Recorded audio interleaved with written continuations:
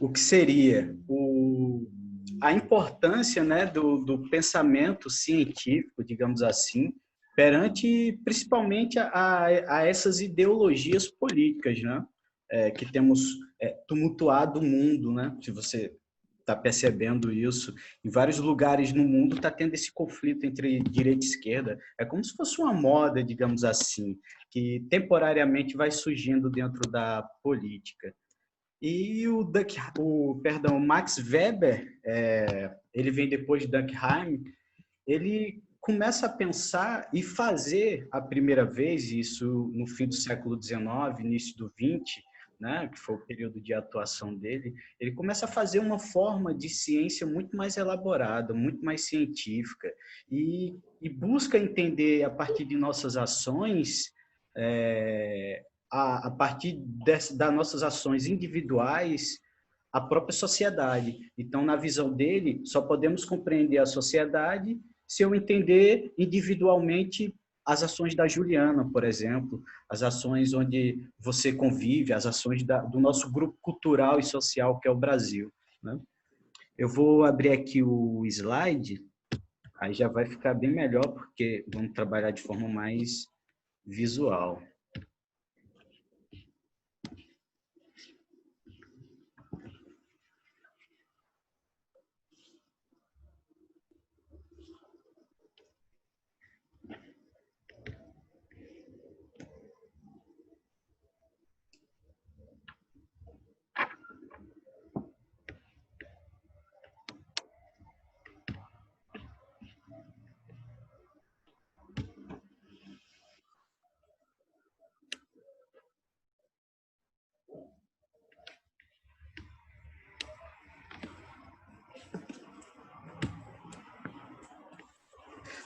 Só um momento, Juliana, que esse PC trava muito. Apareceu aí? Apareceu. Obrigado. Ó, então esse daí é Max Weber, né? No alemão seria Weber. O ER tem som de AR, né? Então, a maioria das pessoas que pronunciam, por exemplo, o nome de Hitler, pronunciam errados, né? O certo seria Hitler. O ER tem som de AR na Alemanha. Então, ele foi um dos fundadores, né, dessa sociologia moderna que estamos estudando, e ele nasceu em Erfurt, na Alemanha, em 1864. Então, é na segunda metade... Oi? Na segunda metade do século XIX. O século XIX foi um período que, como eu já venho relatando, do início das ciências que nós entendemos, né? Então, ele acaba falecendo em 1920, alguns anos antes 9 anos antes do crash econômico e quase 15 anos antes de todo o caos da Segunda Guerra Mundial, né? Então, ele foi um sociólogo, formado em sociologia, na verdade, fundador, né, um dos fundadores da sociologia, mas era advogado, jurista, então historiador e economista, né? Ele passou muito tempo estudando, se formando também, né? Tipo um papa-título, né? Então, é considerado um dos fundadores do estudo sociológico moderno. Então, qual a importância do Max Weber, né, para nós, para o universo social, para esse campo da sociologia? Ele contribui, então, para todas as ciências sociais. Você sabe que ciências sociais ela é dividida em várias disciplinas, né?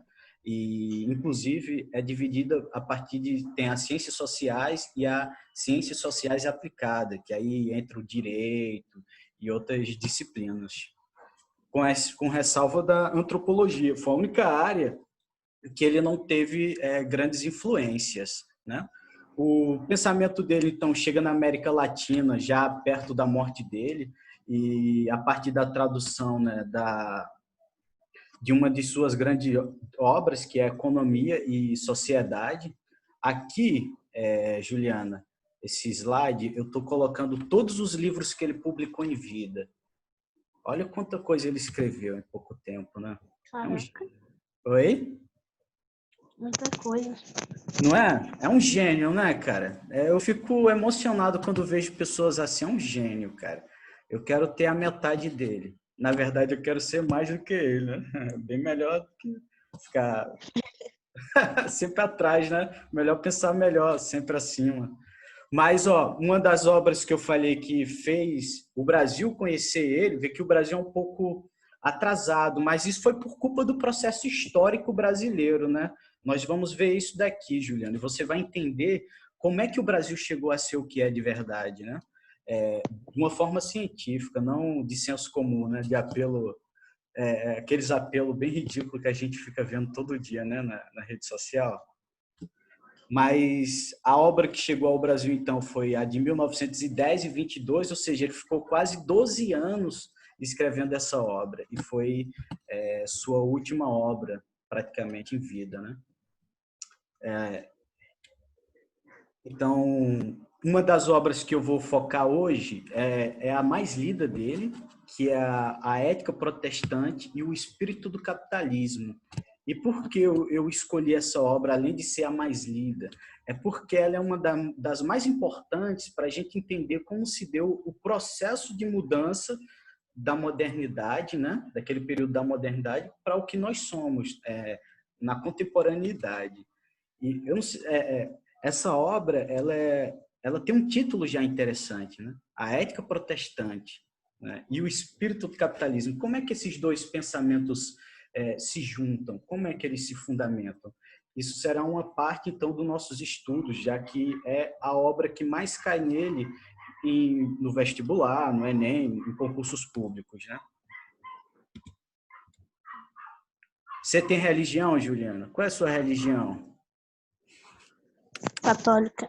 Se é católica, ele vai fazer uma diferença entre o porquê a Igreja Católica na modernidade acabou perdendo espaço para o protestantismo. Isso vai ser muito bom até para você entender como se deu esse processo social, digamos, dessas duas religiões que influenciam a nossa vida, né? Eu acho que eu nunca vi um exemplo, eu gosto muito de dizer isso, eu nunca vi um ateu que não tenha tido uma criação cristã, né? Todos nós temos. Então, a partir daqui, nós vamos já para os temas centrais dele, que seria o quê? Compreender, então, a sociedade a partir das ações dos indivíduos, como eu tinha falado.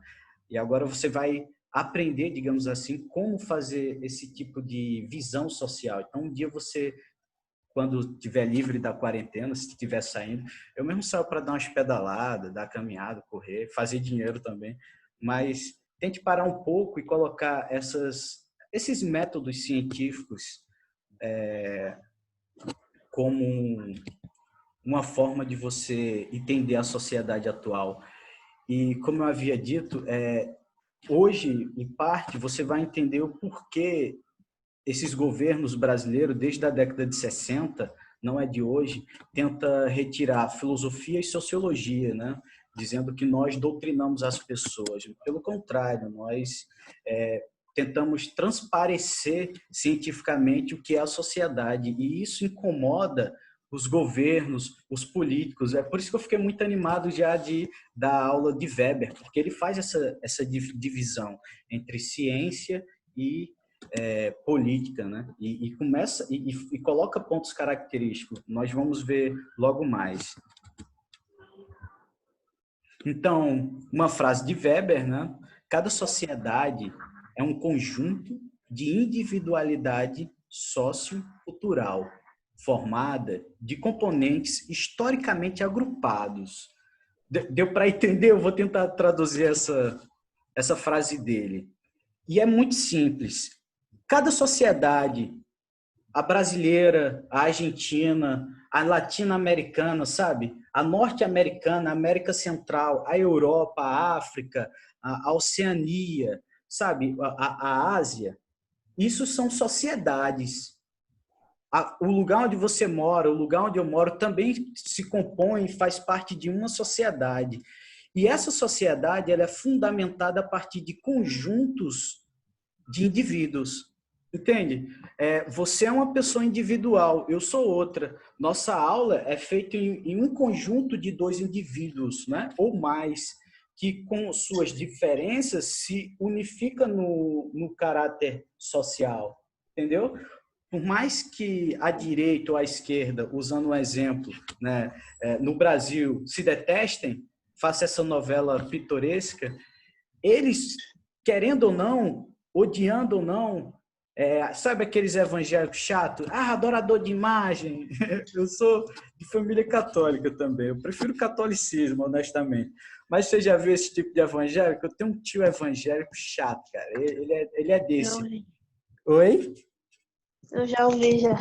Né? Adorador de imagem, mas não entende o processo social da Igreja Católica, a importância daquelas pessoas ou das imagens para a erudição das pessoas, né? Então tem um contexto histórico isso. Então, a Igreja Católica também é um conjunto de indivíduos que seguem uma religião, que seguem, digamos, uma doutrina, né? Então, por que sociocultural? Como eu falei, pela base da cultura em que vivemos. O Rio de Janeiro é uma sociedade de indivíduos sociocultural, São Paulo também, e cada um tem suas características, né, perceptíveis. Sotaque, hábito, costume. Não tem como fazer uma comparação social, porque a construção histórica do Rio de Janeiro é diferente da construção histórica de São Paulo, né? São dois lugares diferentes. Então, é outra coisa que eu acho muito esquisito no Brasil, é ficar fazendo comparação. Estados Unidos é de tal forma, se o Brasil fosse assim, não sei o quê. Não tem como fazer, porque os processos históricos dos dois foi completamente diferente, né? Principalmente o fato do próprios Estados Unidos ter tido um exemplo, uma independência da Inglaterra a tiro, a fogo, a guerra civil. Houve outras guerras civis dos Estados Unidos, né? E o Brasil não, você sabe, né? O Brasil é tudo no banho-maria. Vamos ser independente, vamos, é tudo assim, entendeu? Não tão simples, né, digamos, mas não houve uma guerra. Não, quando a gente estuda história, você viu na história dizer, não, a independência, Dom Pedro foi lá, brigou com os portugueses e se transformou em independente. Não, pelo contrário, recebeu uma carta, estava vindo da amante dele, que é a Marquesa de Santos, e do lado de um riacho, que é o rio Ipiranga, no hino parece até um rio gigantesco, né, Amazônia, mas do lado de um riacho. Isso é a história real. Depois de uma diarreia, ele lê a carta e diz, então tá, o Brasil está independente. Você está entendendo como funciona no Brasil? É meio que... Não tem como comparar, né, o processo histórico. Os caras lá se mataram, o país se dividiu em dois, né? A questão da escravidão no Brasil também. Não houve uma guerra, uma luta verdadeira do povo. Lá houve, né, o norte com interesse de indústria, de pessoas ganhando salário, de pessoas arrecadando dinheiro, consumindo, e o escravo poderia ser um consumidor, essa é a lógica inglesa também. O Sul não queria, o Sul dos Estados Unidos é escravocrata, eles queriam a escravidão continuasse, então eles entraram em guerra, o país foi dividido, em uma guerra brutal, que durou e marca até hoje. Enfim, então, formado de componentes históricos agrupados, aqui, é isso que eu estou falando. Então, hoje, os estados americanos, por exemplo, dos Estados Unidos da América, eles são fortes por isso, por essa guerra civil que teve. Então, eles ganharam uma independência, digamos assim, muito forte, diferente do Brasil, né? Tá entendendo até aqui essa ideia do conjunto de individualidade? Sim. Tá, pode comentar, dizer, ó, fala um pouco mais devagar, ou repete de novo, eu não vou me importar não se ficar repetindo, bom que eu aprendo mais também. Webb, então, ele entendia que o objeto de estudo é apenas um fragmento infinito da realidade. Olha só, o objeto de estudo é apenas um fragmento finito da realidade. Além de ser um fragmento, é finito, ou seja, tem duração. Então, determinados saberes, lembra da nossa aula de quarta que eu disse, eu aticei vocês, né? E disse, poxa, o que é que vocês acham desse pensamento? O Parmênides é um pensador que só quem estuda letras clássicas usa ele hoje em dia. Então, ele é um tipo de pensamento que já passou. né? Já não teve serventia naquele período, mas hoje nosso processo histórico de formação sociocultural mudou tudo, né? Hoje você tem mais informação do que Platão. Já ouviu falar em Platão, né? Já. Você tem mais informação e conteúdo do que ele. Você pode não ter, no sentido de ter adquirido ainda, você está adquirindo. Eu também, minha esposa também, mas nós temos aqui, por exemplo, a internet, o computador, com suportes de obras milenares, né?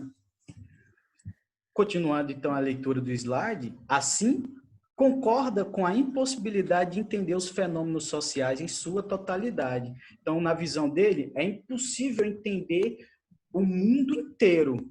Isso é bom um exemplo para a sua redação. É impossível você falar de tudo numa redação. Você tem que criar um tema, você tem que seguir esse tema, né, e delimitar ele até o fim. Então, não tem como você entender os fenômenos sociais em sua totalidade, ou seja, em seu escopo geral. Eu não posso entender o mundo inteiro. Posso primeiro entender um exemplo onde eu estou ou focar em algum lugar do mundo para poder fazer essa fundamentação. Assim, Weber desenvolveu uma ferramenta de investigação chamada tipo ideal. E é uma ferramenta que você pode usar, eu posso usar, qualquer um pode usar como método de pesquisa, né? E o que seria esse tipo ideal? Desculpa, apertei aqui sem querer. Seria, então, escolha, né, por parte do cientista de elementos considerados mais relevantes. Estatística e história têm grande valor, né, nesse sentido, porque eles não pegam qualquer conceito histórico, né? Eles vão pegar aquele conceito histórico, um exemplo, um período histórico, um processo histórico que marca, então, a humanidade, né? Então, daí vem um outro termo que seria a relação social, e na definição dele, o que é essa relação social em que vivemos, né? Perdão. Seria, então, a probabilidade que uma determinada conduta tenha seu sentido compartilhado por diversos agentes. Ou seja, eu estou dividindo o que eu estudei, né, digamos assim, na faculdade, o que eu me formei, lógico, para ser professor, e essa é a minha função, é transmitir conhecimento, mas a relação social está nisto também. É você trazer conhecimento seu, é você trazer visão de mundo seu, trazer visão de mundo de sua realidade e fazer, então, desses estudos uma compartilhação dentro dessa relação, isto é, dessa convivência, dessa troca de informação social. Deu para entender essa parte? Uhum. Ótimo, perfeito. Qualquer dúvida? Então, vamos para outros pontos importantes dele. A grande parte, né, de seu trabalho como pensador e estudioso foi reservado para o estudo do capitalismo e do chamado processo de racionalização e desencantamento do mundo. Mas seus estudos também deram contribuições importantes para a economia. Olha que interessante essa parte, né? Ele não estudou tudo, como eu falei, de forma generalizada. Ele focou o trabalho dele em 2 pontos fundamentais: o capitalismo, né, e o processo que ele chama de racionalização e desencantamento do mundo. Portanto, ele delimitou o problema dele. Você, quando for estudar ele na faculdade, ou quando for fazer a prova, vai estar muito voltado em cima disso. Muitas vezes se volta em cima desses tópicos, desses temas. E essas partes sublinhadas é justamente para você já ir fixando esses pontos essenciais dele. Então, ele acabou estudando a própria economia e influenciando no momento em que ele desenvolve, então, essa crítica ao capitalismo. E, poxa, professor, a gente está usando o celular e vamos criticar o capitalismo? Claro! Pô, isso aqui é divertido. É usar um notebook da Apple e dizer que sou comunista. Estou brincando. Mas O capitalismo pode sim ser criticado e, na verdade, existe um filósofo que influenciou muito o Weber, que é um outro alemão que eu amo, se chama Kant. Não é? Kant foi o cara que revolucionou a modernidade e ele vai dizer que existe uma ação pública em que nós podemos fazer a crítica, né? E dentro do espaço público, eu posso criticar qualquer nível de conhecimento. Você, enquanto católica, por exemplo, você pode analisar a sua religião e levantar uma crítica de como as pessoas estão conduzindo sua religião. E isso não faz você, por exemplo, ter que fugir, ter que deixar evangélica, né? Como um pesquisador, como cientista, né, digamos assim, como cientista da educação, eu vejo muito, eu gosto de analisar muitas brigas e os debates atuais. Por exemplo, as pessoas não aceitam que você critique o capitalismo vivendo no Estado capitalista e com o nível de ignorância social que estamos vivendo agora, o domínio dos como diria Nelson Rodrigues, o domínio dos idiotas, digamos assim. Com o domínio das... Idiota é um termo grego, não é uma ofensa. Hoje em dia talvez, mas é um termo grego que significa pessoas que se ocupam, Juliana, só com suas ideias. Isso é um ser idiota. Idiota. Deu origem à palavra privado, porque vem de ídios, né? E ídios também deu origem à identidade, né? A nossa identidade. Então, é você ficar preso só aquilo que você acha, só aquilo que você supõe, só aquilo que você determina. Olha que diferença, né? Hoje em dia é um insulto muito corriqueiro, mas na época dos gregos, que foram o criador desse termo, era uma ofensa de desonra mesmo, era alguém que não queria saber de nada do espaço público, não queria fazer uma mudança. Então, sua obra mais famosa são os 2 artigos que compõem a Ética Protestante e o Espírito do Capitalismo, com o qual começou suas reflexões acerca da sociologia da religião. E é isso que nós vamos encerrar a nossa aula hoje, estudando a sociologia da religião, porque é uma das obras que cai muito, sabe? É uma das obras mais importantes para o Ocidente, né? E foi uma das primeiras obras que eu li dele também, inclusive, em 2011, quando eu entrei na faculdade. Eu paguei disciplina de sociologia. Qual é o curso que você pretende fazer mesmo, Juliana? Medicina. Medicina? Vai estudar. É isso mesmo. Minha esposa está dizendo por isso que você é muito dedicada. Obrigada. A gente tem um pessoal que são da medicina, né? Ela tem uma amiga que está na Rússia estudando medicina. Né, puxa muita leitura, muito estudo, mas se você fizer isso com prazer, não vai sofrer, de verdade, é um conselho. Se você levar para o lado do estresse, a gente acaba sofrendo, mas se você faz algo que sente prazer, você não sofre, mesmo no pior momento. E na medicina você vai se deparar com ética, você vai se deparar com alguns campos da filosofia, da sociologia, porque é necessária essa formação humanística do médico, do enfermeiro. Vai estudar muita ética também. Continuando aqui, então, Weber argumentou que a religião era uma das razões não exclusiva, né?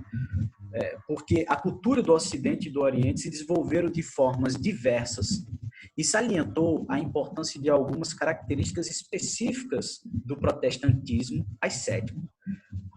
Interessante é que essa parte eu já havia iniciado anteriormente, então, na hora que ele vai desenvolver o argumento dele, né, acerca da religião, ele vai dizer que, ele vai falar desse processo histórico, como havia explicado anteriormente, do Rio e São Paulo, ou seja, você pode ver que o cristianismo é dividido entre o ortodoxo, né, e o romano, e agora não, um bom tempo, né, mas o protestantismo. Então, o cristianismo do Oriente não tem nada a ver com o cristianismo do Ocidente. São dois mundos, apesar de ter o mesmo escopo, né, digamos assim, o mesmo tema, são dois mundos totalmente diferentes, né? Então, ele vai salientar a importância de algumas características específicas desse protestantismo que surge, digamos, na Alemanha, né? Muito forte, com a figura do Lutero. E levou, então, ou influenciou, eu prefiro usar esse termo, o surgimento do capitalismo. Olha que interessante. O protestantismo tem uma influência, então, também nesse surgimento do capitalismo, né? Não é, portanto, agora nós vamos perceber que tem tanto pastores milionários e tanto padres, né, vivendo da benevolência do Vaticano, das doações. Eu tenho muitos amigos que são padres, são missionários, estudantes de filosofia, né? Eu me deparei muito com gente assim, pastores, bispos que estudavam então filosofia. Para ser padre tem que se formar em filosofia e teologia, né? Bem mais, eu acho bem mais uma crítica entre nós três aqui, digamos assim. Eu acho que a Igreja Católica, o padre, ele é bem mais preparado para fazer o que faz do que um pastor.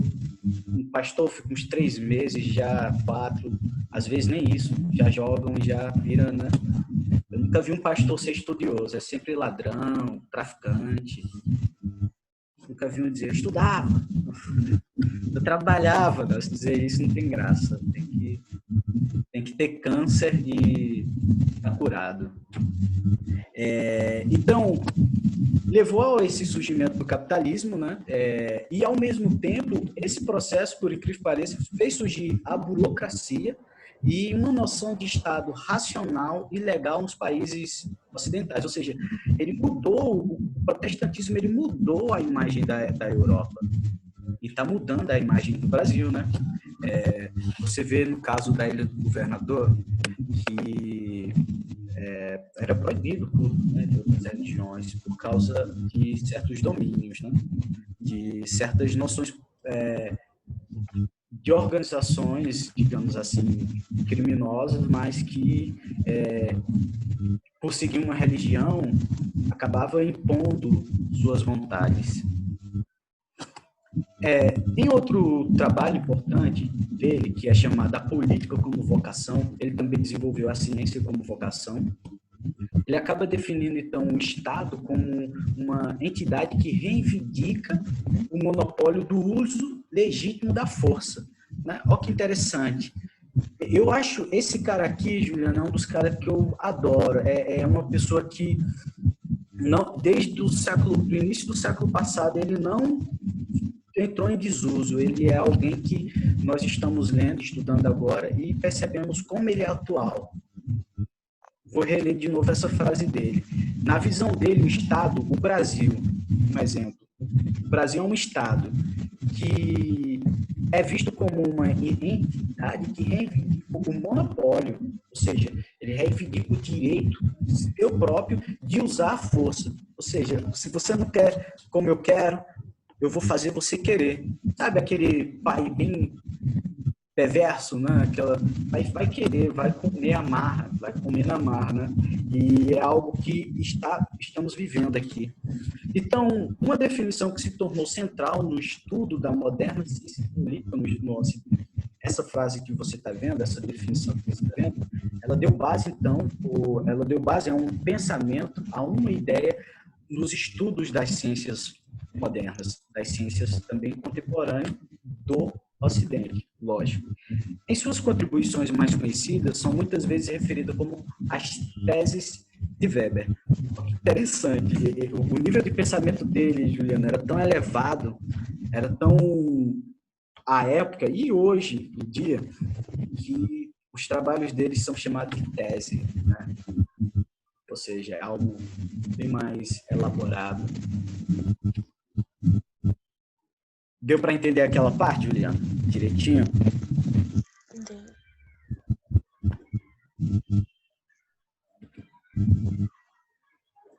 Então, pensamento alemão, né, do Weber, ele vai surgir fazendo uma oposição a essa ideia do positivismo. Positivismo a gente estudou nas primeiras aulas, né? Então ele é uma noção idealista, ou melhor, o idealismo possui, na visão do Weber, um caráter observativo de cada formação social, aí onde começa a interpretar, então, os ideais, né, civil, digamos assim. O Max Weber, então, vai criticar o que se chama de coisificação da sociedade. Uma coisa bem atual. Coisificação da sociedade. E é o que vivemos hoje em dia. Nós, enquanto pessoas, fomos coisificados a um dado, a um número, a um CPF, a um dado, um exemplo de mortes, né, no Covid, a um objeto, né, usar uma pessoa, vou usar essa pessoa, tem dinheiro, ficar com ela, sabe? Bem coisa de novela, então é uma coisificação, né? Isso é a coisificação, é colocar, vou roubar um celular e vou matar essa pessoa, se não me der, transformar, então, nós, seres humanos, né, como algo coisificado, algo sem sentido, algo insignificante, algo comparado. A vida perdeu a essência, então é melhor você morrer com Covid ou morrer com Covid na rua, né, no trabalho. Então, mas o importante é fazer o Brasil continuar rico, não as pessoas, né? O importante é o Brasil ficar recolhendo impostos, não dar bem-estar para as pessoas. Então, acabamos coisificados, né, de forma, aqui em cima, externa, de forma coercitiva, por normas, por diretrizes, por leis, por decretos, né? Obrigado, vida. Então, externa por quê? Sempre vem de fora. Coercitiva por esses adjetivos que eu citei anteriormente. E generalizado porque tende a atingir a todas as pessoas, né? E para ele, então, a sociedade vai ser definida como o resultado de uma enorme e inesgotável interação entre os indivíduos, entre eu, você, minha esposa, seus amigos, sua família, sua realidade social. É uma interação de indivíduos, de pessoas, né? Deus, lembra daquilo, aquilo que está privado, fechado. Deu para entender essa primeira parte? Então, qual é o ponto central da sociologia de Weber? Como eu havia dito no início, aquele resumozinho inicial, o ponto central é a ação social, é a ação do indivíduo, é a ação do Leandro, é a ação da Bruna, é a ação da Juliana, é a ação do próprio Weber, né? E o que significa, então, ação? O significado de ação se encontra em sua consequência, isto é, no momento do ato, no que fez, como fez e por que fez. Assim, então, na visão dele, a ação social é todo comportamento cuja origem depende da reação ou expectativa de outras partes envolvidas. É o indivíduo que, por meio dos valores sociais e sua motivação, produz o sentido da ação social. De novo, você, Juliana, o meu de seus valores sociais, o meu dos meus valores sociais e motivações pessoais e sociais, eu vou produzir minha ação ao mundo. Ou seja, eu vou atuar, entende?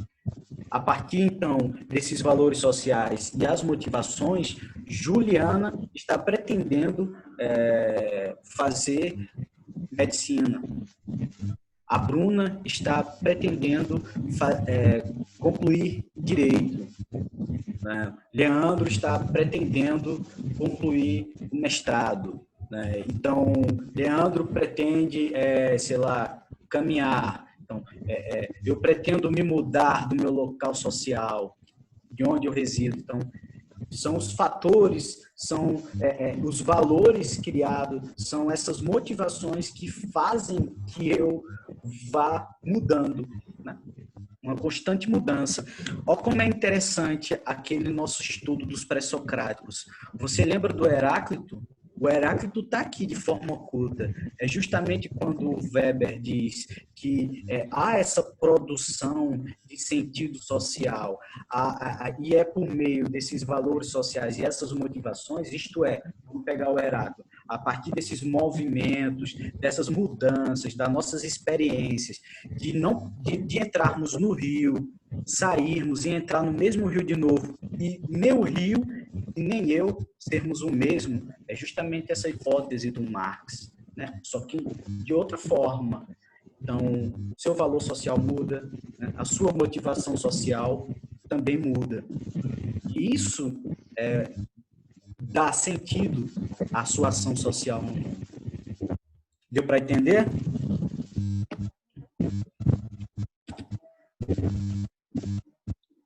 Então, o outro ponto importante, Juliano, da ação social, e isso é uma das teses mais importantes dele, né, e mais estudada dele. Então, essa sua noção de ação social contempla, entre outras coisas, entender o social a partir de suas ações individuais, né? Ele divide essa ação social em 4 pontos fundamentais. Quais seriam? A ação social racional com relação a fins seria um ponto. Nós vamos ver posteriormente cada ponto. O outro seria a ação social racional com relação a valores. E, por último, a ação social afetiva ou ação social tradicional, ação social afetiva e ação social tradicional. Isso daqui é um outro ponto, ação social tradicional. Então, são 4 pontos. Né? Ação social racional com relação a fins, ação social racional com relação a valores, ação social efetiva e ação social tradicional. Agora, vamos ver o que cada ponto desse está falando de minha personalidade, de sua personalidade, da personalidade dela, da personalidade de várias pessoas no mundo, quer dizer, de vivência, de ação dos indivíduos dentro da sociedade. Tipologia das ações sociais. Olha só que interessante o primeiro ponto. Você consegue ver direitinho as imagens, Juliana? Consigo. Ó, a ação racional com relação a valores está associada à fidelidade aos valores individuais, ou seja, ético, religioso e aos princípios do indivíduo. Você vê aqui na primeira seta, está apontando uma imagem onde, digamos, um marujo está tentando, né, tirar a água de um navio e o capitão ali de braços, né, com a postura imponente, como se estivesse observando o esforço do marujo, digamos, do marinheiro ali, em tirar a água de um navio que já está afundado, né, praticamente. Portanto, essa pessoa, dentro da ação racional com relação a valores, ela tem a fidelidade do cargo dela, digamos assim, de marinheiro, perante a um capitão que ordena. Então, ele vai seguir a ordem ali de tentar salvar esse navio, de não deixar afundar, pois, digamos assim, seria a função dele, né? Esse valor individual dele, da fidelidade, de manter esse navio intacto, ele vai até o fim, que inclusive já está com a água no peito, né? A segunda tipologia das ações sociais é a ação emocional ou afetiva. É definida por uma reação emocional ou humor do sujeito. Aqui, em relação ao jogador, né, o torcedor e a polícia, aqueles conflitos de estádio, aqueles conflitos que vemos sem completa noção alguma, bizarra, inclusive, uma coisa muito como eu posso dizer, sem consciência, né?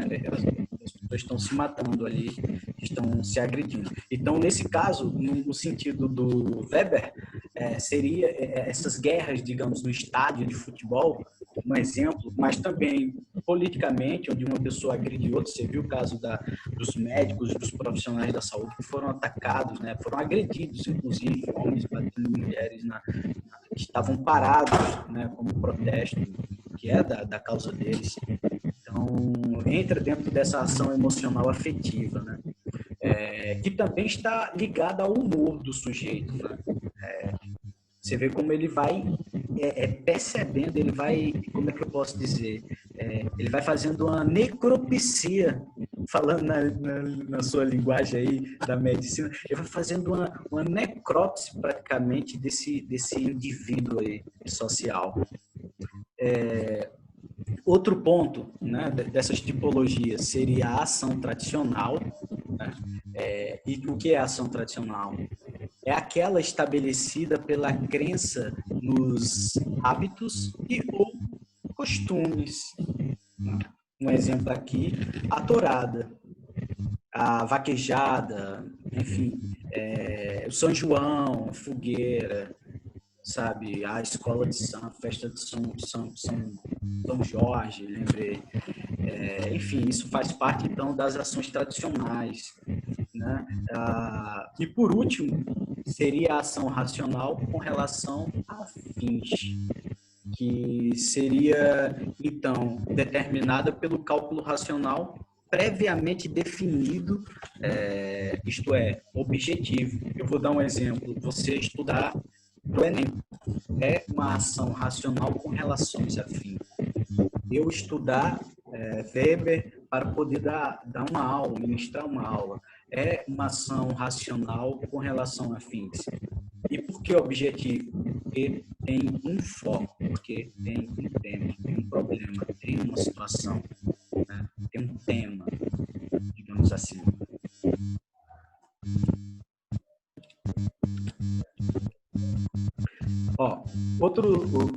Continuando então, as definições dos exemplos, né, as definições das tipologias das ações sociais, vou trazer alguns exemplos. A ação tradicional tem como exemplo, relaxar ao domingo, né, usar talheres. Isso são ações tradicionais dos indivíduos. A ação afetiva, seria comemorar a vitória de um time, por exemplo, maltratar a criança para educá-la, sabe? Você cometeu esse erro, eu não vou te ensinar como não cometer, vou te bater, dizer que não é para cometer e esperar que uma criança tenha a experiência, a síntese e a resolução de um problema que às vezes nenhum adulto tem, né? Outro ponto fundamental, ação racional com relação aos valores. E qual seria o exemplo? E a igreja, por exemplo, escolher um partido, por exemplo, escolher um time. Escolher um time de futebol é uma das coisas mais estranhas que existe, porque você não escolhe, te empurra um time, entendeu? Né? Você não escolhe, te empurram, te vai lá dentro, já te dão a roupa quando é bebê e vira casaco, ou seja, criam termos pejorativos para você não ter a liberdade de escolher o que você quer, né?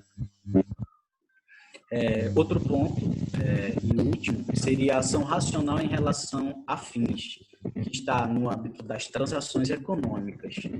E buscar aprovação no Enem também faz parte aqui, concurso, né, um emprego, então faz parte dessa racionalização, porque está dentro do processo do estudo, da pesquisa. As ações podem ser complexas, mas de que forma essa complexidade? Eu peguei esse exemplo aqui do Google, achei brilhante esse exemplo. Se eu lembrasse o nome da pessoa, eu até agradeceria pessoalmente, né, vida? Tem uns trabalhos que vale a pena você parabenizar. Como a Juliana fez o trabalho. Enfim, Juliana, aqui, ó, nesse caso, as ações podem ser complexas. De que forma? Eu coloquei aqui como um sujeito, né, o professor. Eu achei esse exemplo muito bom. O professor aqui, como exemplo, então vamos lá colocar na prática o que nós estudamos, teoricamente. Como seria? Enquanto uma ação com relação a fins, aonde estaria na atitude desse sujeito individual, que é o professor, que sou eu, Leandro? Não que isso me caracterize, é só um exemplo. Então, a ação com relação a fins é receber um salário. Então, isso é uma ação com relação a fins, ter um salário. Né? Outro ponto, ação efetiva. Seria o prazer de ensinar a seus alunos. Se não tiver prazer, vai ter, então, uma ação efetiva muito ruim. Outro ponto fundamental, ação relacionada a valores. Seria o quê? A importância atribuída à educação. Estude para se transformar alguém, estude para ter uma vida, para ter um futuro, sabe? E por último, a ação tradicional, que está como uma presença a presença de um grande número de professores na família. Por exemplo, no meu caso, minha tia é professora, também só ela, né? Ela é professora, mas é formada, ela é professora técnico-pedagógica, né? Ela só tem normal, ensino médio normal. Aprendeu a lecionar para ensino básico, enfim, alfabetizadora, digamos assim, mas não é formada em ensino superior. Entretanto, é uma tradição, né? Porque eu acabei sendo a segunda geração, digamos assim, de professor. Né? Deu para compreender bem essa base aqui, Juliana? Deu, né? Bem simples. Já, acho que os 3 slides já praticamente tratam da mesma coisa de algumas formas diferentes. Então, essa setinha do mouse, vou subir a imagem aqui. Então, a diferença entre a ciência e política na visão de Weber.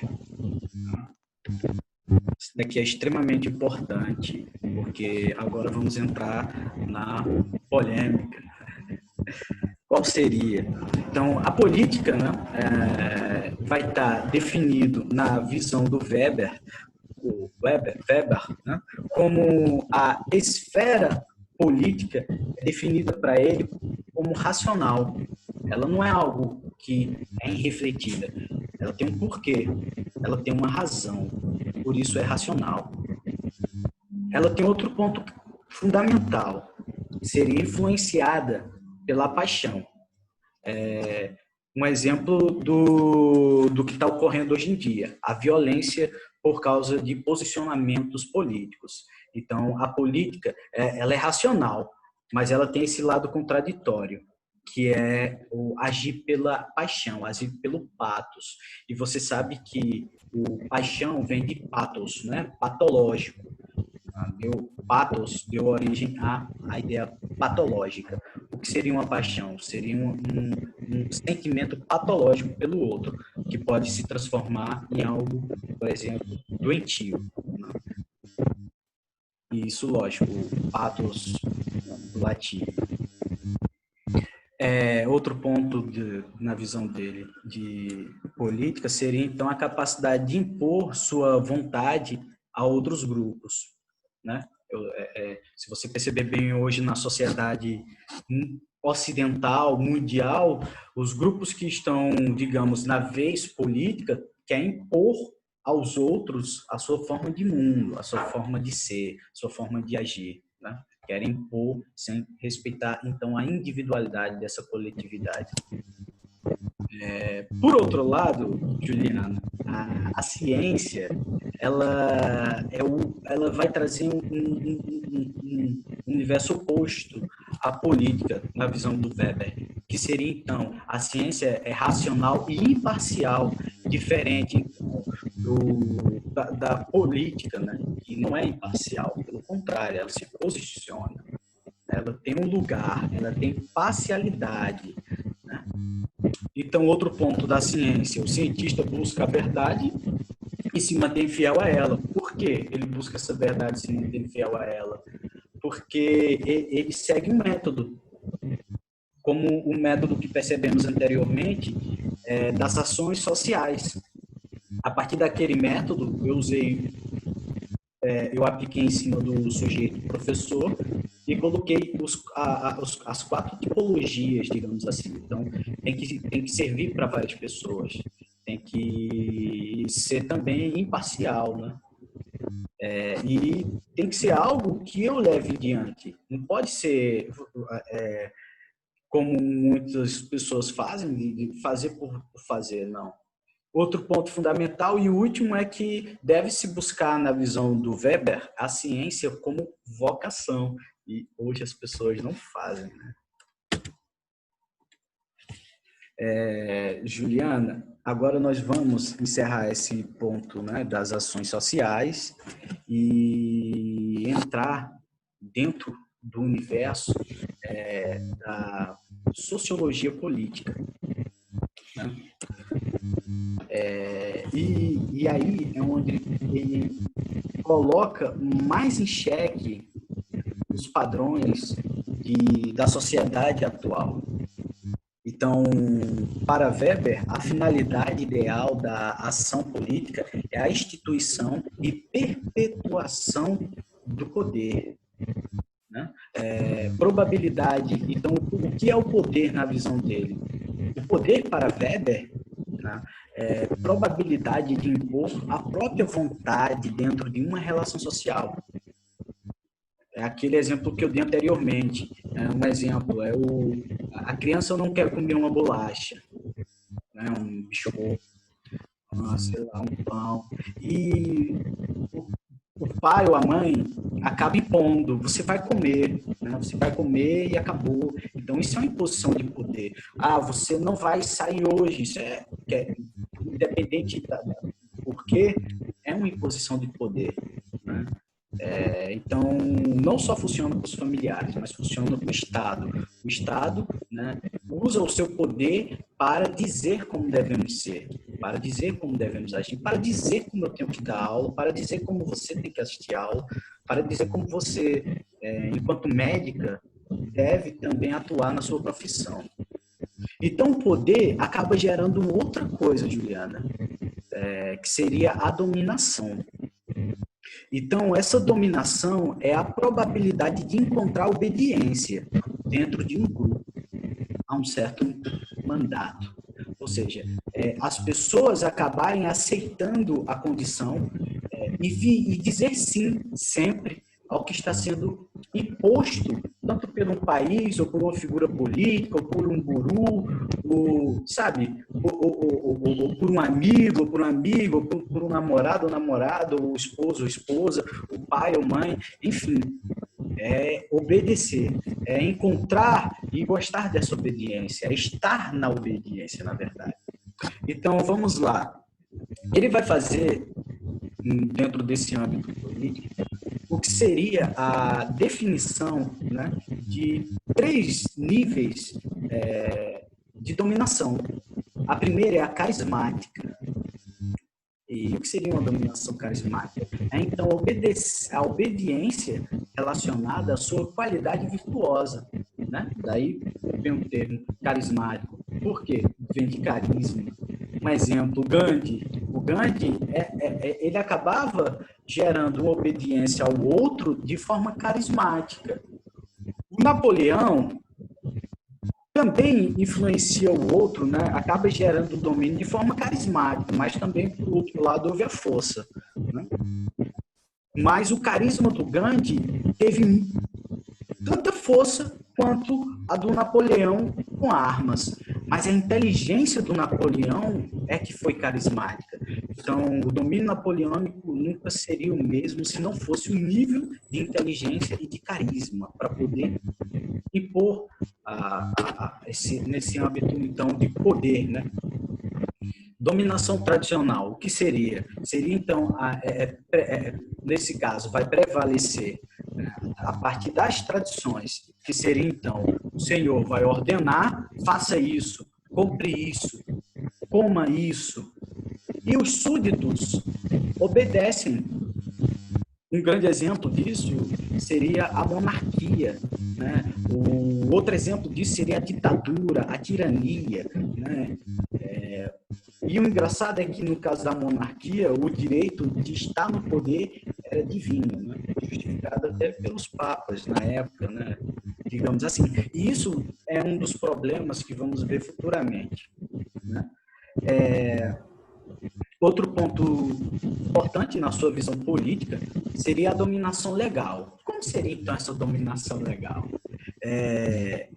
Legitimada através de um estatuto, isto é, a Constituição, a diretriz, a ISO, né, a BNT, normas, né, que confere poder ao dominador, decreto, né? Então, eleições presidenciais, por exemplo.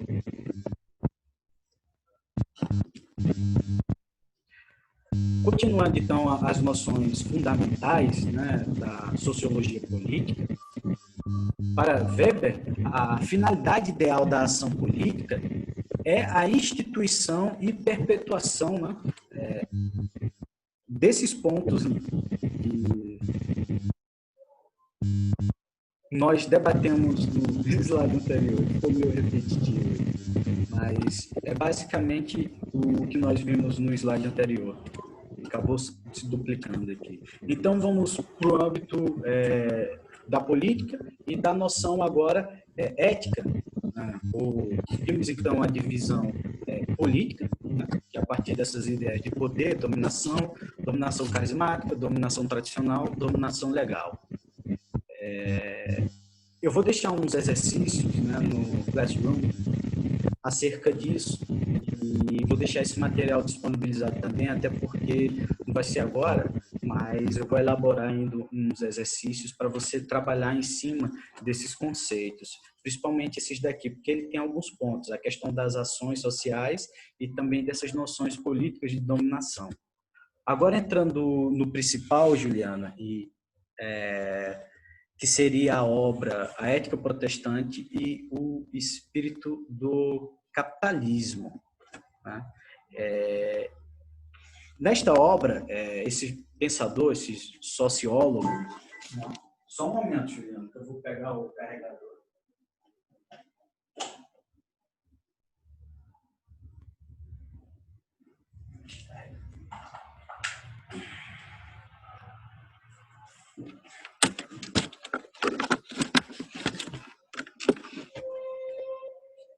Foi. Obrigado. Então, ele nesta obra, que é muito boa essa obra, é baratinha, você encontra recicláveis aí de 10, 12 reais. Ele investigou, então, as conexões existentes entre o protestantismo e o comportamento de seus adeptos em relação ao capitalismo moderno. Olha que interessante esse tema, queria ter feito essa tese aí. Então, qual é a divisão que ele faz? Para ele, o protestante, né? O protestante tem a propensão ao trabalho, poupa dinheiro, né? E toda a sua vocação é voltada para o lucro, né? Que são fatores decisivos sobre os indivíduos. Interessante é que ele faz essa análise no momento do conflito entre os interesses da Igreja Católica e os interesses das igrejas, digamos assim, protestantes, né? E na visão dele, os católicos são definidos da seguinte maneira: alheamento material, né? Abdicação, então, do material, vida voltada ao sacrifício, isto é, ao devócio, né? Ser devoto daquela causa, como acho que é São Francisco, né, de Assis. Então, renúncia da vida prática, né, resultam na não acumulação de bens, ou seja, segue aquele pensamento do alinhamento material de Cristo, né, de abdicar, então, das moedas, né, que Judas trouxe para ele à época. Então, há uma diferença entre o protestantismo e o catolicismo. E o interessante é que, como isso se deu? Na época de Lutero, o protestantismo, na verdade, surge não muito por uma religião, mas bem mais, digamos assim, por causa dos impostos cobrados pela Igreja Católica. Então, os principados, né, germânicos da Alemanha, do Império Alemão, se reuniram e chegaram a uma certa decisão. O imperador, na época, que era junto do Papa, né, o imperador alemão e um dos maiores dominadores da Europa na época, ele era aliado ao Papa. Então, o que é que os príncipes fizeram? Lutero já estava sendo acusado, né? Já estava sendo perseguido, já tinha feito, né, seus protestos, digamos assim, daí vem o termo, né, suas manifestações, né, colando, então, em frente da igreja. Entretanto, os príncipes viram nele uma forma de se livrar dos impostos da Igreja Católica. Então, o que é que os príncipes fizeram, germânicos? Se reuniram e conseguiram aprovar o seguinte decisão, digamos assim, que o cidadão, o súdito de cada principado tem que seguir não mais a religião do imperador, nem mais também da igreja, e sim a religião do príncipe.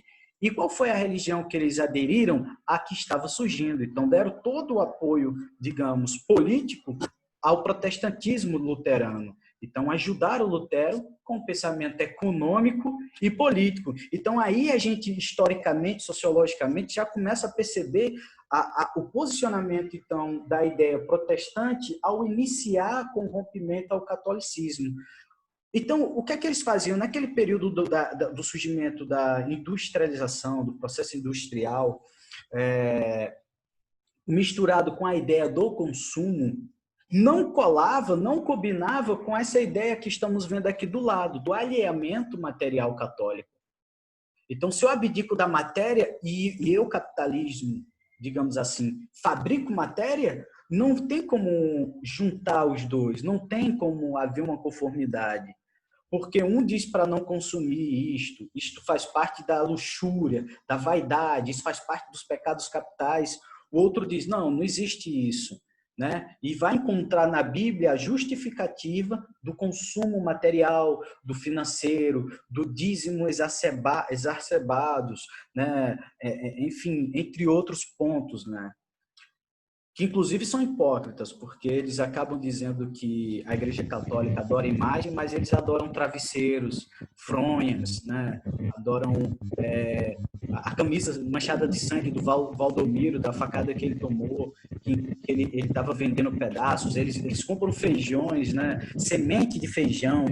Então, isso também é um adorar imagem, isso também isso se chama hipocrisia, né? Então, continuando nessa perspectiva, Weber acaba mostrando que a moral, ou seja, moral, por definição, hábitos, costumes e valores, é determinante no mundo capitalista, promovendo o espírito do capitalismo, a procura racional do lucro. Não é à toa que um pastor justifica na Bíblia a sua riqueza, a sua vida luxuosa em cima, digamos, das suas ovelhas, né, da igreja. Então, quanto muitos estão até passando fome, inclusive, eles estão nadando em dinheiro, digamos assim, justificando, então, esse processo capitalista a partir das mensagens da Bíblia. Interpreta capitalisticamente a própria Bíblia, né? Então, Deus lhe criou para o lucro, Deus lhe criou para multiplicar, semear o dinheiro, não sei o quê. Mas não dizem que mamon é dinheiro, né, na Bíblia. Mamon significa dinheiro e Deus condena, faz parte, então, dos pecados capitais. eu fiz uma divisão agora entre alguns pontos fundamentais desta obra, né? A ética protestante e o espírito do capitalismo, Juliana, para que pudéssemos ter uma noção definitiva e aprofundada desta obra, né? Nesta aula. E eu dividi em tópicos. Cada tópico do livro eu acabei fazendo uma síntese para podermos ter esse conhecimento com esses debates. Então, a ética protestante e o espírito do capitalismo, ela foi considerada a grande obra deste pensador, como eu disse no início, né, dessa conferência.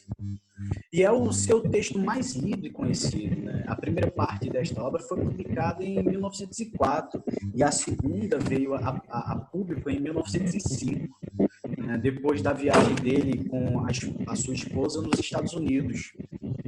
Uma segunda versão dessa obra, revisada pelo próprio autor, né, isto é, o Weber, com diversos acréscimos, foi publicada em 1920, ou seja, no ano em que ele acaba chegando a óbito. A temática das relações entre religião e capitalismo foi uma questão central do pensamento social alemão. Do ponto de vista da análise do capitalismo, o estudo de Weber foi precedido pela obra de George Simmel, né, onde ele trata a filosofia do dinheiro, né, em 1900. Deixa eu só tentar tirar.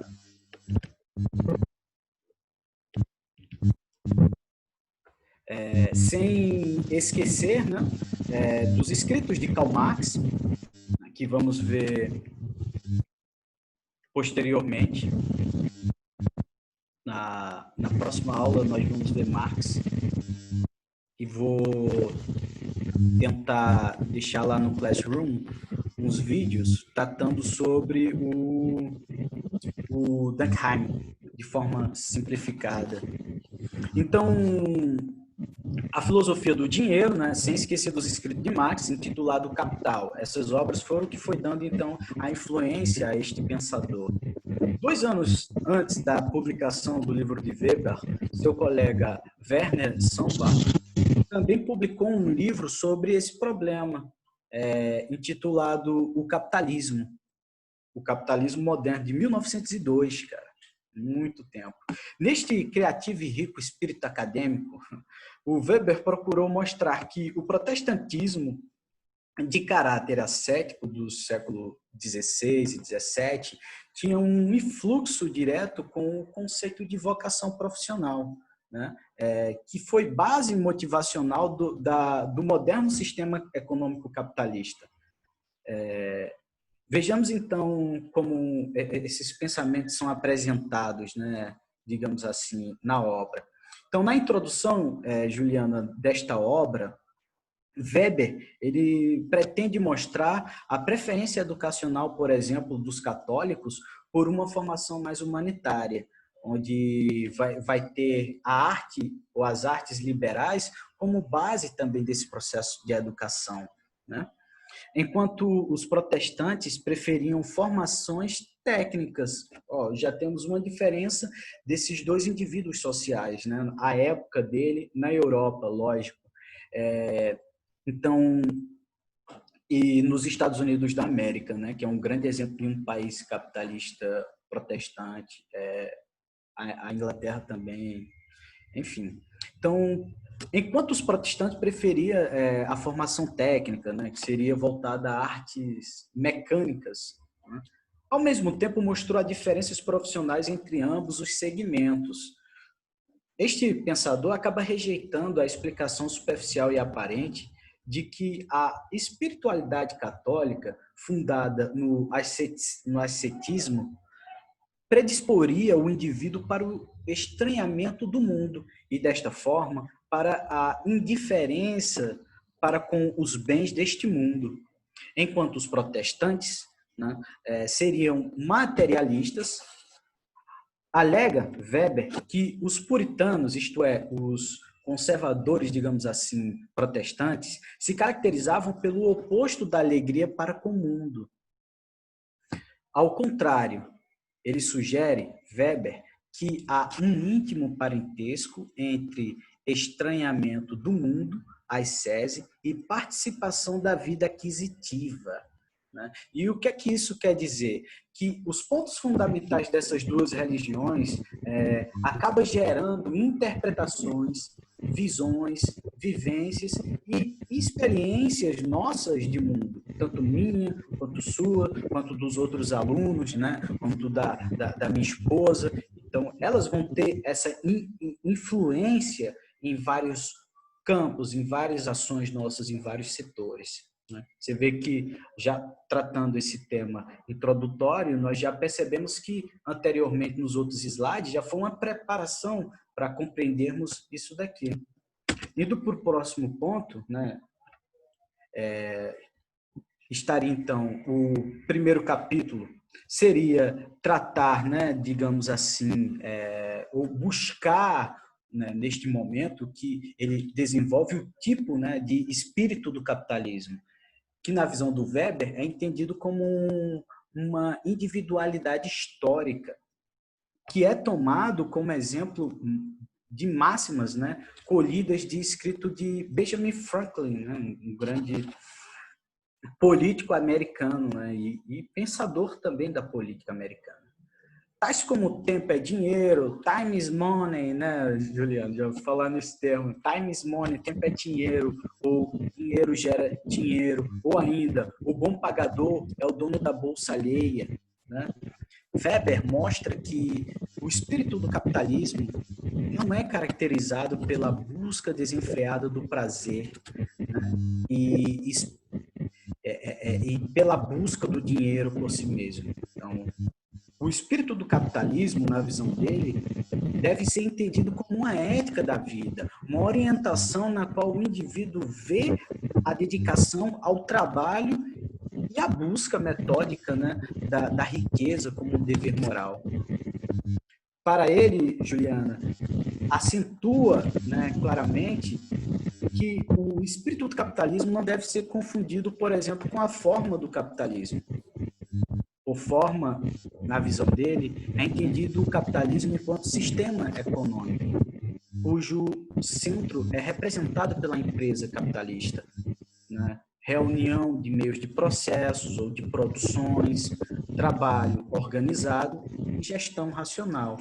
Daí vem, por exemplo, nessa perspectiva da gestão racional, a administração, né, logística, né, gestão de trabalho, né, gestão administrativa, RH, são formas fundamentais de racionalizar a empresa, pois o capitalismo ele é um produto racional.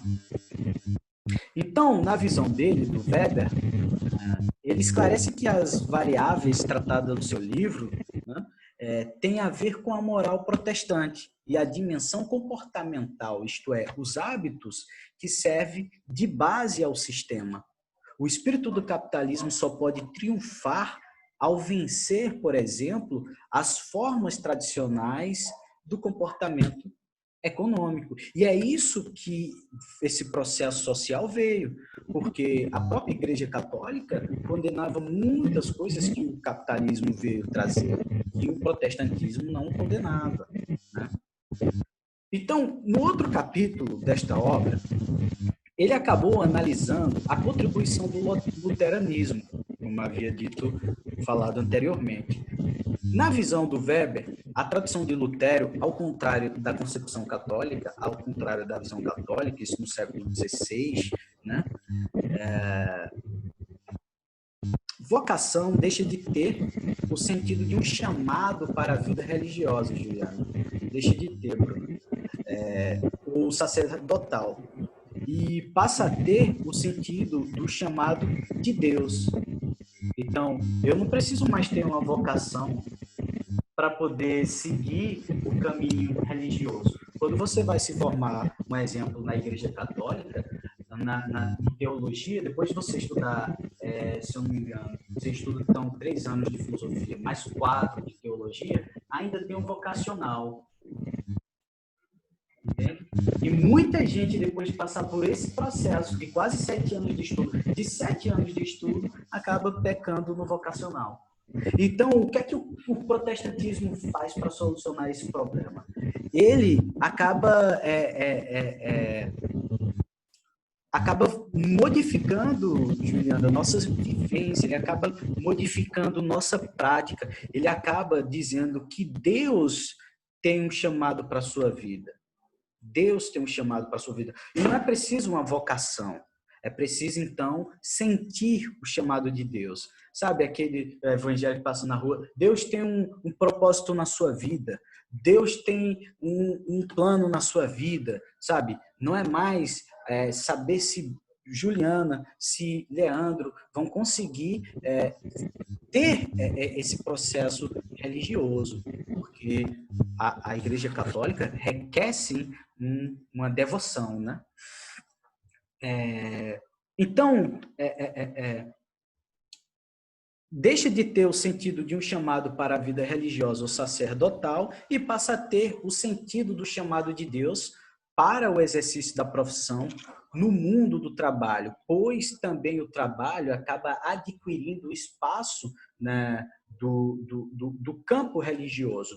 Produzir, criar, trabalhar. O trabalho vai lhe revigorar.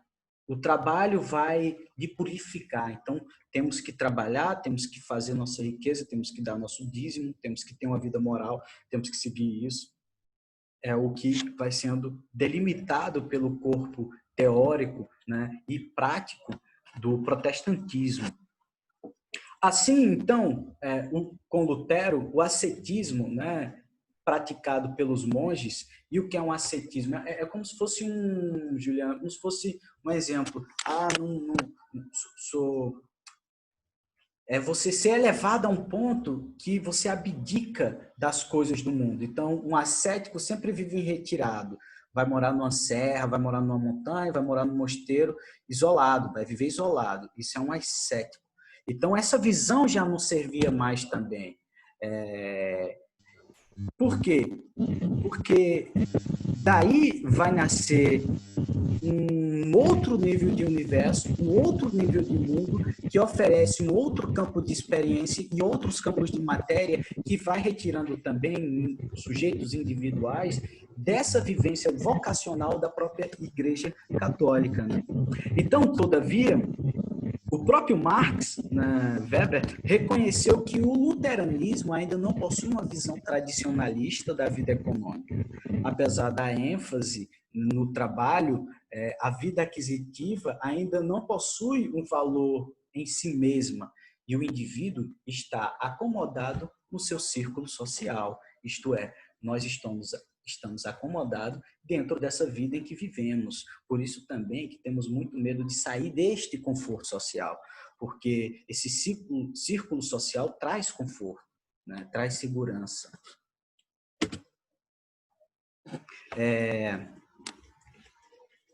Após, então, vamos destacar esses pontos fundamentais, né, nessa interpretação que ele vai fazendo da visão econômica subjacente ao capitalismo. Esse outro capítulo dele, digamos assim, Juliano, já está acabando, esse outro capítulo dele está no... Essa economia subjacente ao capitalismo está no protestantismo pós-luterano. Ou seja, ele vai dizer que não é no âmbito de Lutero que está essa ideia econômica enraizada. Essa noção ela é posterior à definição luterana. Quando o capitalismo já está com o corpo, já está em vários lugares no mundo, né?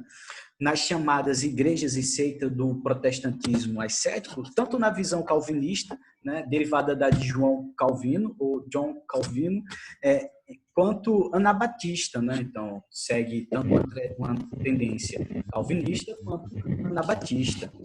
Do calvinismo emana, então, a célebre tese da predestinação. E o que seria isso? É um dogma que afirma, Juliana, apenas Deus escolhe independente dos méritos do indivíduo. Quem será salvo e quem será condenado? Ou seja, a partir de tuas ações e condutas é que tu está predestinado a ir para o inferno, literalmente, ou ir para o céu, né? Alguns dizem que o estágio já é aqui. Diante, então, da angústia religiosa do sofrimento pelo indivíduo, o trabalho e o sucesso na vida econômica surge como compromissos do crente, como indícios, embora não meio, né? Isto é, não é um meio, não é uma forma de chegar lá, mas também é um caminho dessa certeza da sua salvação, né? É uma forma em que se tem saber se teve uma vida que vai lhe dar uma salvação. Então, apesar desta rígida tese, Weber, né, está atenuada no pietismo, muitas vezes, na visão dele, né, e no metodotismo, que é o nosso ministro da educação, que são mais sentimentais nas igrejas de origem calvinistas. A riqueza recebe, então, uma sanção positiva da esfera religiosa. Portanto, para eles é importante, sim, fazer a riqueza, é importante, sim, enriquecer, é importante, isso faz parte do processo da própria elevação desse sujeito, isto é, do ascetismo desse sujeito. Então, não é mais aquele sujeito que abdica, que larga tudo como São Francisco de Assis, mas que pega tudo, como o Edir Macedo, né? Que chega a ter iates, mansões, enfim. E esses pastores são um exemplo do que eu estou dizendo. Muito bem. Então, a riqueza recebe uma sensação positiva, né? Eles começam a abençoar as coisas, né? Casa, tudo e tal. O mesmo processo pode ser verificado no âmbito das seitas, que surgem do movimento anabatista, isto é, rebatizados, né? Como os batistas, os menotistas, menonitas, né? E Quakers, por exemplo, que organizados em formas de seita estimulam uma vida ordenada, disciplinada e regida por uma rígida norma ética, ou seja, eles acabam criando uma forma de ação individual, ao qual o sujeito, para pertencer a esse ciclo social, tem que seguir e cumprir essas regras.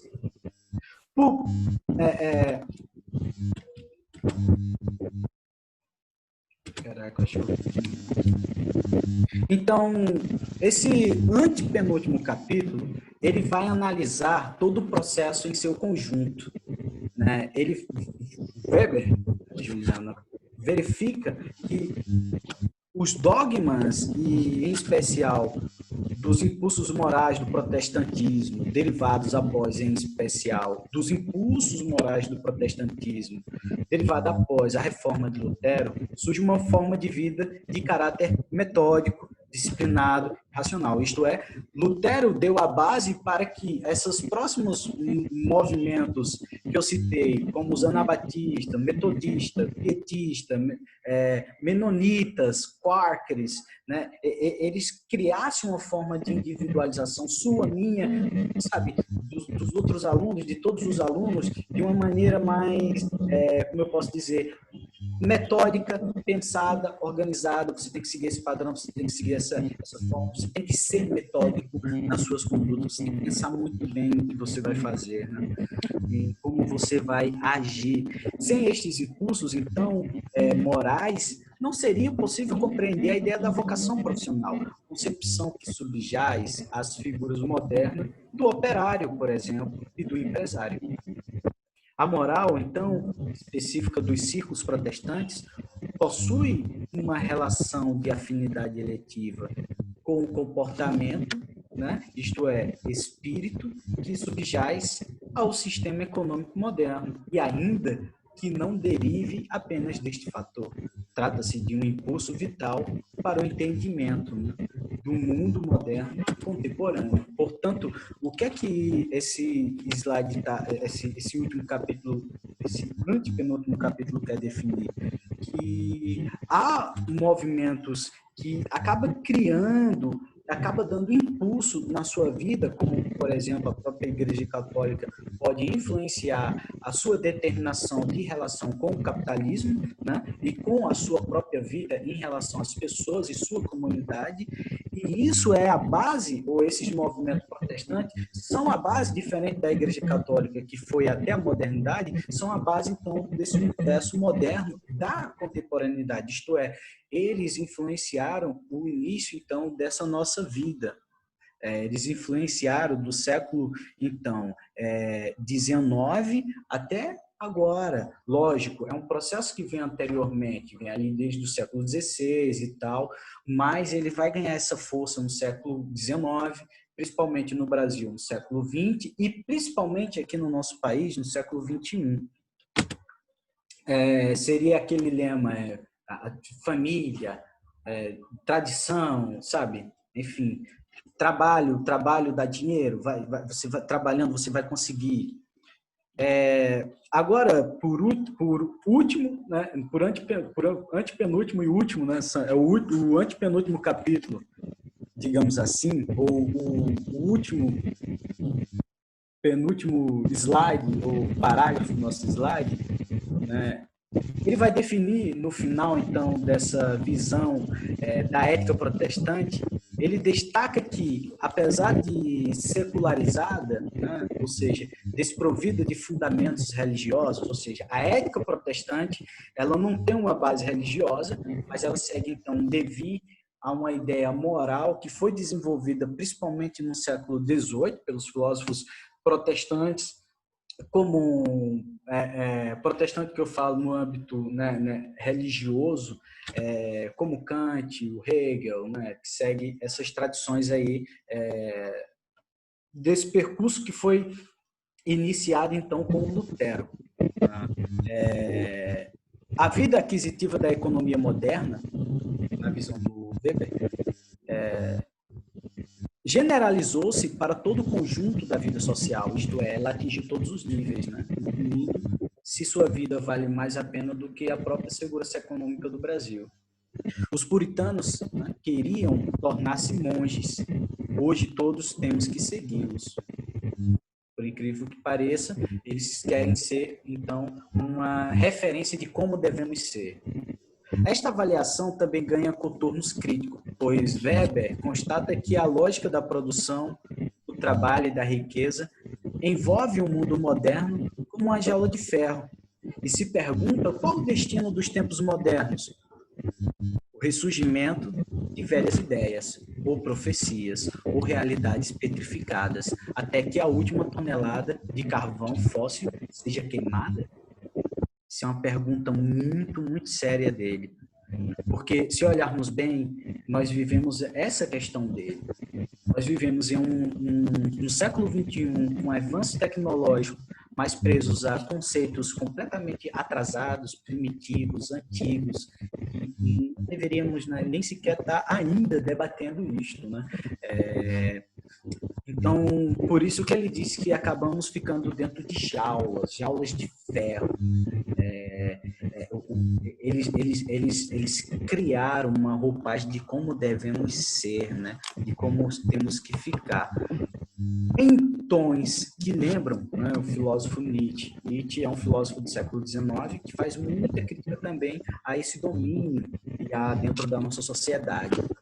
Ele dirá ainda sobre os homens, ele, no caso Weber, sobre os homens dos tempos atuais, como o trata, o determina, o adjetivo, qualifica como especialistas sem espíritos, gozadores sem corações.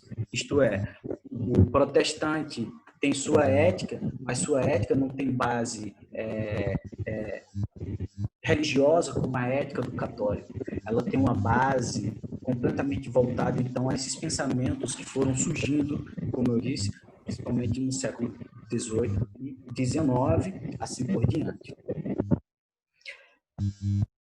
Por último, Juliano, esta visão crítica do capitalismo encorajou certos pensadores marxistas, como Georges Lukács, nós vamos estudar ele, Karl Löwith, esse nós vamos estudar ele, Michel Louvi, também nós vamos estudar ele. Existe um sociólogo também franco-brasileiro que nós iremos estudar, né? Vamos valorizar nosso país, tem muito sociólogo bom.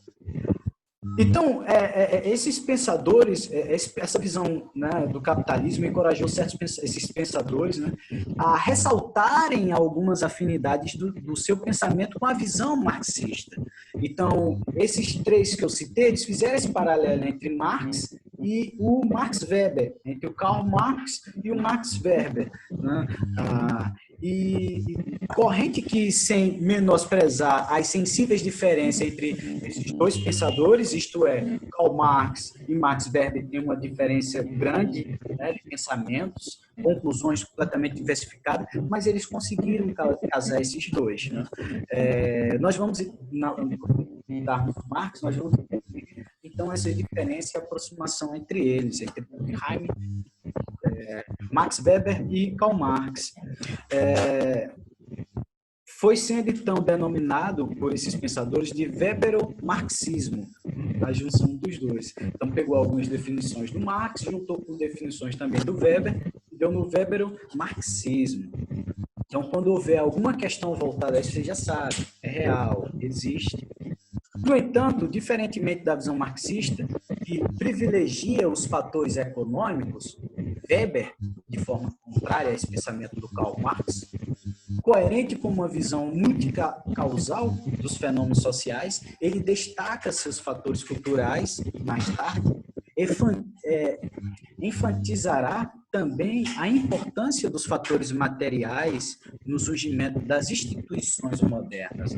Isto é, ele vai pegar o fator cultural como forma fundamental do materialismo ou da construção material que deu base a essas instituições modernas. Então, para ele, foi a cultura que acabou determinando o que somos agora, né? Então, esses são os pontos fundamentais do pensamento deste filósofo, né? Nós somos regidos, portanto, Juliana, para encerrar, a partir de nossas ações sociais, nós somos submetidos a partir de níveis de dominação e também somos influenciados a partir de nossa cultura, do nosso lugar social. Nossa individualidade é completamente moldada, digamos assim, né, a partir desta visão deste filósofo. Juliana, você quer fazer algum comentário? O que é que você achou desse pensamento? Oi? Eu não consegui entender.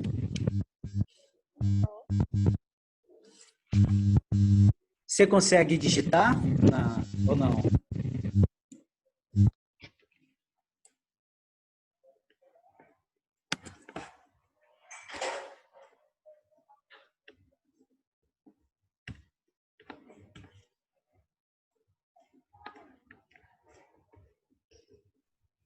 Chat. Certo. É porque o áudio do meu computador é um pouco ruim, aí fica baixinho. Fico feliz que tenham gostado e você viu que ele está dentro desse universo que estamos vivendo hoje, né? Quando estudarmos o Marx, vai ficar muito completo. Eu vou tentar, na próxima aula, no próximo encontro nosso, eu vou tentar juntar o Durkheim e o Marx, aí para poder ficar fechado nesse trio, porque eles três mudaram a sociologia, definiram a sociologia, né? Sem os quais não teríamos essa ciência maravilhosa que nos faz entender o que está ocorrendo com nossa vida de um olhar longe da ideologia, longe da política e longe dessa alienação toda em que vivemos. Espero que vocês tenham gostado da aula, né? Tentei ser prático, tentei ser direto, tentei resumir esse pensamento que é grande. Essas nossas aulas são superficiais, digamos assim, perante a profundidade que esses pensadores são. Depois eu ia deixar um exercício no Classroom, mas eu estou pensando aqui, qualquer coisa eu entro em contato contigo e talvez eu coloque mais para a semana que vem, mais perto da aula mesmo, Aí eu entro em contato com você, digo que com vocês, né? Digo que os exercícios estão prontos, estão lá, e quando formos à aula a gente debate esse exercício e trata um pouco do Marx. Tem alguma dúvida, Juliana?